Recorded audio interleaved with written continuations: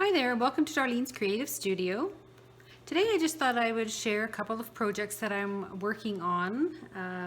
I've kind of been jumping here and there on a few different things. Journaling, making my journals, yes, and I've also been taking some online watercolor courses and that type of thing. And today I started doing some tea staining and tea staining some paper. It's been one of those days. And it's kind of rainy and yucky outside, so I thought this would be a good day to do a quick video and show you what I'm working on. Some of the little things, I kind of do 2 or 3 things at once when I'm tea staining and waiting for the paper to soak in the pan.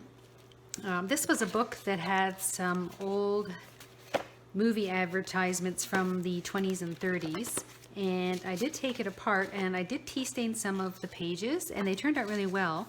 But I also thought it would make some great little envelopes, and I was just kind of folding and trying some different ways of folding up the papers. So there's obviously this way where I'd have the seam down the back, and then you could cut it to whatever size you need. It could just be a pocket. And then the other way I was trying, and these have some really, really neat Spencer Tracy and some of the older actors and actresses. But I thought this way I would just turn, let's see, which one do I want on the front? I want that on the inside. Okay, so all I'm doing is just folding about 1/4 of an inch on one side of the paper in, and then I just take my paper and fold it over and line it up with that fold. And again, everything is just eyeballing. I don't really do measurements and stuff. When you're using a piece of paper, you just want to kind of use what you have and make it fit. Now, see, a lot of the ads are long and skinny, so these will work out perfectly for a little envelope. So for this one, I would just fold this up on the bottom, some of the white that's on the bottom of the page. And what I will do is cut some of this paper away. Just let me grab my scissors.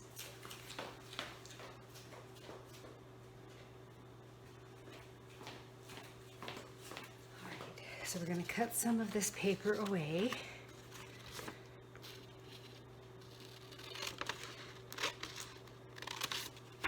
And then I'm just going to make that little flap a little bit of an angle, not a lot,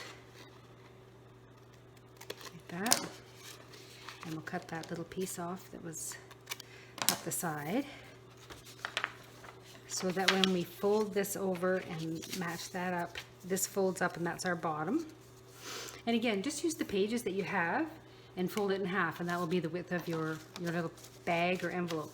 Now, I can just leave it like this. If I'm going to have this as the front, I can cut it off here and then maybe punch, or you can make it so that it has the nice rounded back and then cut the front off here. So you would cut this off, say here,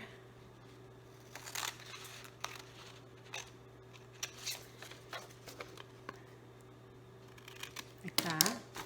So that would be the front of your book, of your envelope, and I'll cut it straighter. And then just cut this at a rounded if you want that kind of a, and you could use your pinking shears and get that nice zigzag pointy effect there.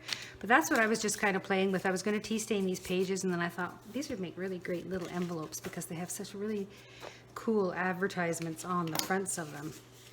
And another way is just to fold that, and you can make a flap for that one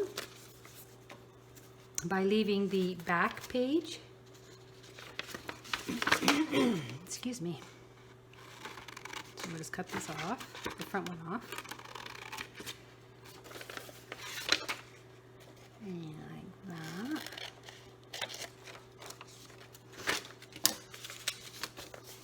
And then this would become the flap, and you would cut it to whatever size you want it.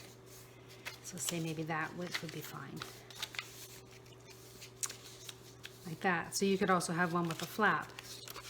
And then you would just cut these at a slight angle. That. And you can either glue that piece down or cut it off and do the same to the bottom, cut that little piece off, and then you'd have another little envelope like that. So that's what I'm just playing with while I'm tea staining.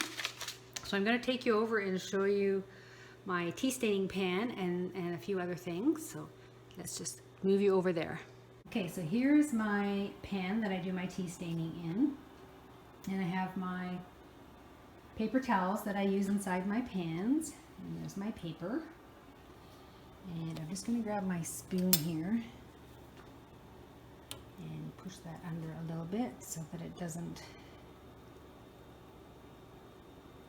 get too much on there. Okay. And then I also have over here, a friend of my husband's made this press for me. And once the paper is dry and I take it out of the oven, I'm going to put it in the press. And I use a piece of wax paper that you can see there on the counter, and I will wrap the paper in the wax paper and then set it inside my press and press it down so that my paper will be nice and flat. So that's what I'm working on in the kitchen, and while I'm doing that, I'm making the little bags. But I've also been working on a couple of other projects, and I'm just going to quickly take you into my studio and show you those. So there are my papers just taken out of the oven. And see how nice and fluffy they are? There's only about 12 pages there, so I'm going to take them over. And I'm going to put them into my press here. And I'm going to wrap them in this wax paper, and then I'm going to put them in the press. So now it is the next morning. I've left the paper in the press all night long. And I'm just going to turn my handle here to open up the press. And it just lifts the bottom board up. And there is the paper. I'm just going to slide that aside. And so now my paper is nice and flat.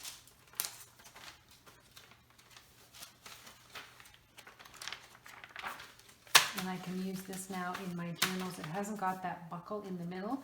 You'll always have these little ripply ends to your papers when you do your tea staining.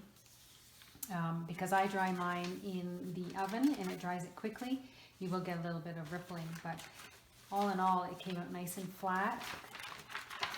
And I can do about, now this is only maybe 24 pages. I will normally do quite a stack of them, and then I will have that in my press. And enough that I'm doing a couple of journals at a time, or doing one full journal. But this, I was just testing this. I started doing some tea staining, and then I had my mother pop over and I trimmed her hair for her. So that is using the paper press after doing some tea staining, and again it just flattened it nice and even, so I can use those for my journals. Back in my studio, on Instagram I came across a lady that had put an ad, I guess, that popped up on Instagram, and it was called Cartonage. And she makes boxes, fabric covered boxes. And I signed up for her free class, and she gives, she has a free video if you go on her, I think it's colorwayarts.com, and under courses, and she offers a free course. And if you go on it, she has tons and tons and tons of projects under there that you can do for free. But she's also doing something free this week, and each day she's giving you access to learn how to make these fabric covered boxes. So there was one that was for members only, so I just kind of downloaded the picture and stared at it and kind of came up with my own. It's not perfect, but this is the little box that I made. Actually, it's not little, it's 7 inches tall by 5 inches wide. And I'll turn it on its side so you can see it. It's quite large, actually. And this is a lid that I made. It goes on top. And then what happens is you open up the box like this. And this little box is attached to the sides. And it's for a little sewing box. And she had her sewing needles, and I'll just turn it a little bit on its side here so you can see. She had a round thing of sewing needles here. I've got a little peg there, and you hang your scissors on that. I just put some lace here, but she had her stitch ripper and her tape measure there, and I think she had some more pins in a little circular thing on the wall. And then in here she just had her thread. But I, kind of measured my own and tried to to make it myself without any measurements, because she has pattern packs that you can buy on her website, and you get the chipboard and the Bristol board, and then you just cover it in fabric. But for this specific kit, she did not have that. It was for members only. So I made it, kind of guesstimated and made it myself. Now on the outside, when you put it all together, there is a little peg here, and I have to punch a hole here and put a piece of elastic, and then you just close it by looping the elastic around that peg. But I didn't quite get that far. My husband wanted to go for a walk yesterday because the sun came out and it was really nice. So I didn't get quite to that last little bit, but anyway, that's what I was playing with, and I am taking that course online, downloading some of her videos. Again, lots of free little patterns and things to make with fabric and chipboard. And that was Colorways, color, W-A-Y, I think sarts.com. And she's on Instagram. You'll see her ad on Instagram with a fabric covered box. So I've been working on that as well. I did get this sheet of Teflon. I'm just going to move this out of the way. This is a Teflon craft sheet. And I usually use the insides of my cereal boxes, that paper that's inside and I flatten it out and I use that. But this is great for gluing on and everything. It's just, you wipe it off. So it's really great. I bought this on Amazon, and I've been using that and my cutting mat on my surface, and they've been working really well. When I was gluing all the fabric onto the chipboard, I just did it on this, and then I could just wipe this down and it came really nice and clean. So that's kind of one other little project that I was working on in between doing journals and tea staining and that type of thing. And I've also been working out in my garage, and I've been making some dragonflies. Now I made these dragonflies about 2 years ago, and then I had some leftover parts of the dragonflies, and they've been sitting in my garage for, well, since we moved here, so 2 years. And my husband was purging through the garage, and he said, "What are you doing with these things?" So I started painting them and putting them together, and I hung 2 in the little woods next door to us. We call it our fairy woods. And I hung 2 in there way up on the trees, and they really look nice in the woods. But they're mostly for putting in your garden. We have 2 little outer fences on our patio, and I hang some out there as well, and I will take a picture and add that to the end of the video of the one that I put in my garden. But these are more whimsical. They're not supposed to look like a real dragonfly, so they're bright and colorful, and I use bright colorful fabrics. You can paint the wings, but it's just easier to cover them in fabric with some Powerpole product that I use, which is an outdoor product that hardens fabric and protects it from the outdoors. So I'm going to take you out into my garage and show you some of my projects. So I'm out in my garage, and I've taken over half of the garage. My husband is complaining bitterly because this is his space, not my space. But I've set up a table here, and I'm just making some of these dragonflies. And this is one of my originals. That it's a chair leg, and we cut the wings out of a 1/4-inch plywood. And primed everything so that they can be painted. And these are some of the, sorry my messy garage, you're going to be seeing my messy garage. This is the process that I'm going through. They're not quite finished. I've still got some work to do on these, but this is I do it in stages. So I've painted the chair leg, and I've put the fabric on the wings, and I've gone ahead and painted out the wings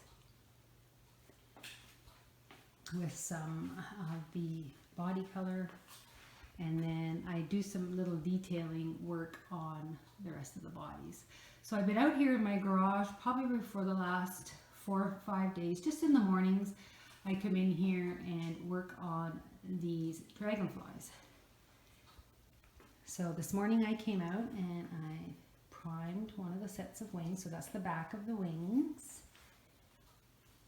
and sorry, if I go too fast here. And that is one of the chair legs, and I've primed that as well. And then I just do all the priming. I do the wings on the other side with the fabric, and I'm just going to zoom in on this little fella here. And then all I do is, there's already 2 holes in the chair leg. I just drill through those into the wings, line them up, and put 2 bolts with some wing nuts through those, and there's a hanger on the back as well. So that's kind of what I've been working on. I'm trying to use up some of the stuff that I have in my garage. I'm just going to do a quick pan over here. These shells are filled, some of them are my Christmas decorations and others are just crafts and stuff that I've been doing over the years, felt and jewelry and knitting, and there's tons and tons of stuff in there. And my husband just keeps saying, we're going to purge through this. So, so I have been coming out into my garage and just working on my dragonflies. And I'm just going to show you the back of this particular dragonfly, if I can get in there and show you. So there's the wing nuts. And then on the back, and the bolt on the back, let's swing it around. That's all I've done. Let's just put a bolt and a hanger. And then on the bottom part of the body, there is another, I screw another little thing in there so that when I hang these up, let me just hang this guy up here. Of course, he's not going to hang up.